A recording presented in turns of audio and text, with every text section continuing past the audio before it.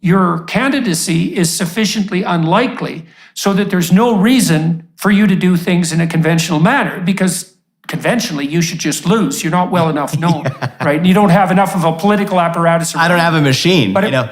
And right, so actually, but that could be a huge advantage. You know, one of the pieces of help I'll ask for you is keep me honest through this whole thing, because that's where I'm starting off. I can imagine that there's a lot of people who embark with that vision and then just become stultified by the suffocating forces around them. But I'll tell you a couple rules of the road that I've tied my hands to the mast to make this easy for me in a good way. Is no one's going to write another speech for me.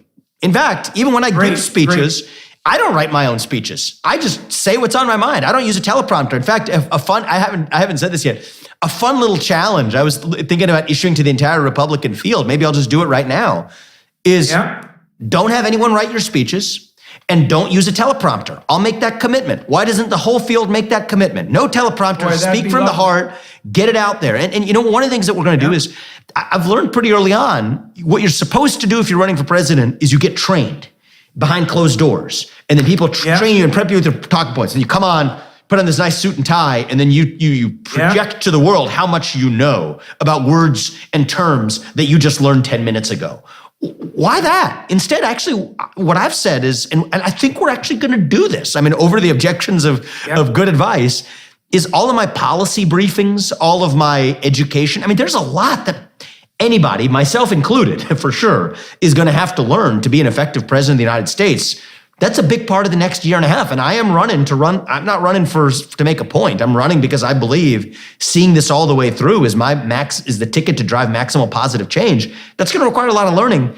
We're just gonna tape it in forums like this and we'll put it out to the internet. And you know what? If that allows people to discover that I was not omniscient, great. I am not God. You know, I was on a radio interview yesterday where somebody asked me about some term in US military history that I should know. Well, I didn't know it. I told him that, but I said I'm also a fast study and committed to learning, which I think he took in a good way, and I meant it. So I just think that more honesty will go a long way. I think this race will be better off if none of us read speeches that other people wrote for us, if none of us even use a teleprompter, stick into some script, but speak from the heart.